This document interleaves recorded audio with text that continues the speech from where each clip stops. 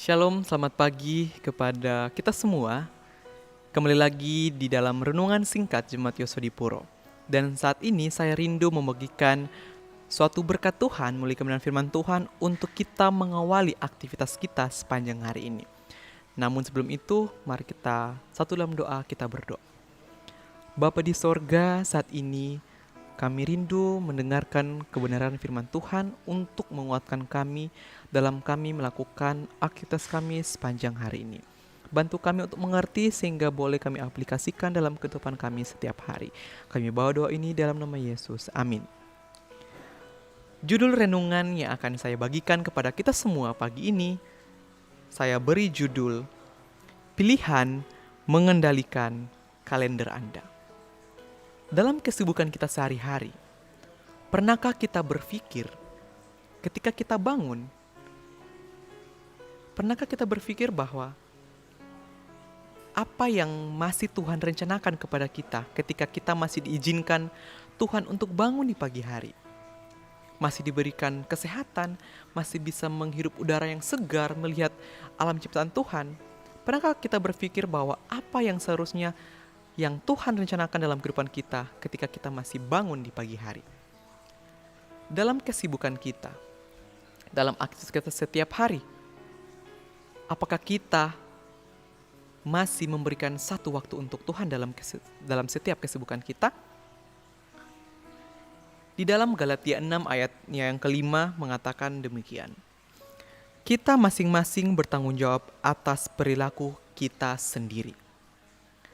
Kita mempunyai banyak waktu yang Tuhan berikan untuk melakukan kehendak Tuhan selama kita ada di bumi. Pilihan Anda dan saya mengendalikan kalender Anda. Dan sebagai hasilnya, gaya hidup Anda. Pilihan Anda jauh lebih kuat daripada keadaan Anda.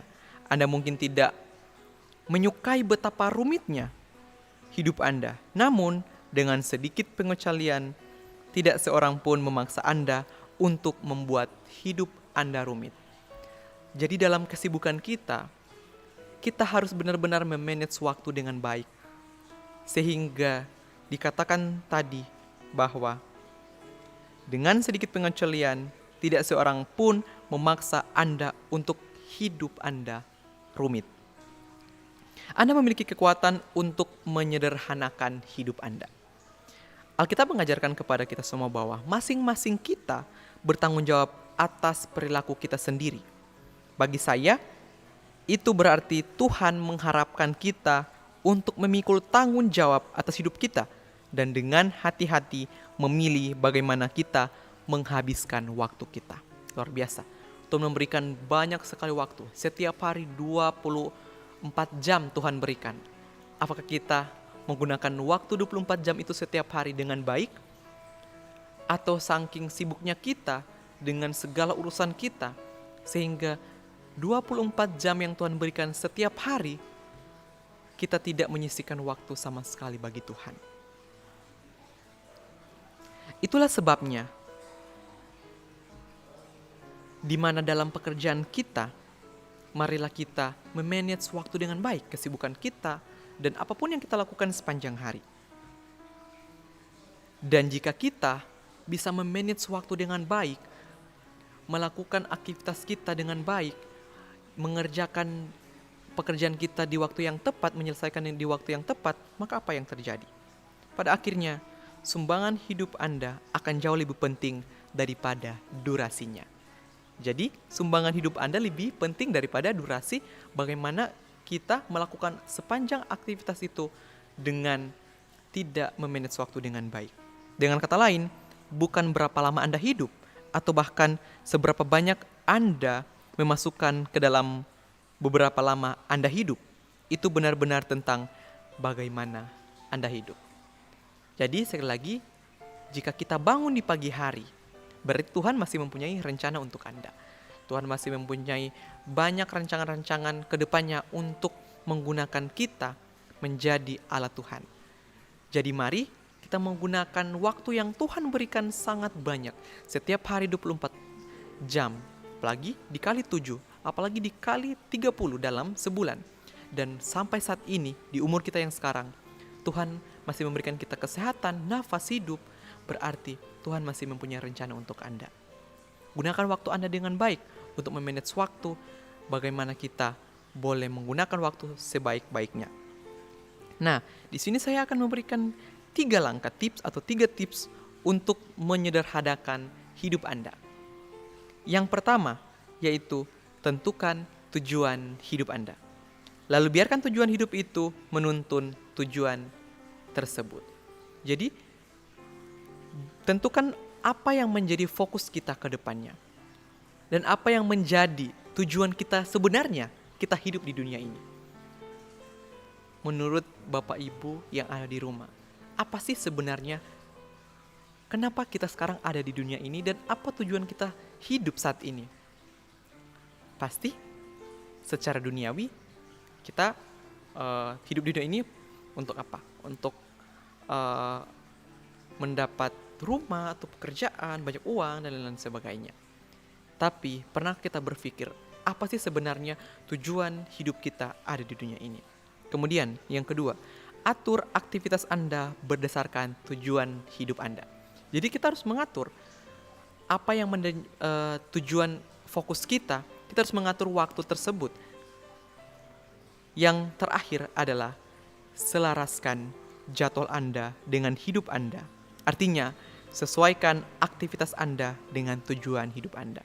Jadi jika kita sudah berfokus, patokan misalnya apa yang akan kita capai di kemudian hari, kemudian kita mengatur aktivitas berdasarkan tujuan yang sudah kita atur dari awal, kemudian menyelaraskan jadwal setiap hari untuk mencapai goal tersebut. Dan apa yang menjadi tujuan kita sebenarnya di dunia ini? Paulus sudah mengajarkan kita semua bahwa kita di dunia ini sementara berlomba-lomba untuk mencapai garis akhir atau finish memperoleh mahkota kehidupan. Luar biasa ya. Pagi ini kita semua dikuatkan satu sama lain. Baik saya dan semua saudara-saudara yang ada di rumah. Di mana ketika kita bangun, berarti Tuhan masih mempunyai rencangan dalam hidup Anda. Gunakanlah waktu yang Tuhan berikan kepada Anda untuk mencapai goal yang Tuhan inginkan. Dan bagaimana rencana ke depan yang kita sudah tuntun, kita sudah atur, apakah itu memang benar-benar yang dimaksud Tuhan atau benar-benar tujuan yang hanya sebatas kesenangan duniawi. Karena ingat, dunia ini hanya sementara. Mari kita berfokus pada tujuan yang sebenarnya yang memang Tuhan berikan kepada kita. Dan Paulus sudah tekankan bahwa kita sementara berlomba untuk mencapai garis akhir. Apa yang perlu kita lakukan supaya kita bisa mencapai garis akhir tersebut? Yaitu apa? Dengan latihan yang spontan, latihan yang terus-menerus. Latihan seperti apa yang ditekankan? Itu melakukan kehendak Tuhan, supaya kita boleh mencapai garis akhir tersebut, memperoleh mahkota kehidupan. Bela renungan di pagi hari ini mengajarkan kita semua bagaimana apa sebenarnya rencana Tuhan dalam kehidupan Anda selama kita hidup di dunia ini. Mari kita melakukan apa yang menjadi kerinduan Tuhan. Dan doa saya bagi kita semua bahwa agar kita menemukan kelegaan dari stres dan rasa kepuasan baru saat kita hanya melakukan hal-hal yang Tuhan ciptakan untuk kita. Jadi, marilah kita melakukan apa yang Tuhan rencanakan kepada kita dengan hati yang penuh sukacita, tidak dengan paksaan. Mudah-mudahan renungan kita di pagi hari ini boleh menguatkan kita masing-masing dalam melakukan sepanjang aktivitas kita sepanjang hari ini, bagaimana kita bisa memanage waktu dengan baik yang Tuhan telah berikan. Mudah-mudahan di hari ini kita boleh mempraktekkan bagaimana kita bisa memanage waktu dengan baik untuk kemuliaan bagi nama Tuhan. Tuhan memberkati kita semua.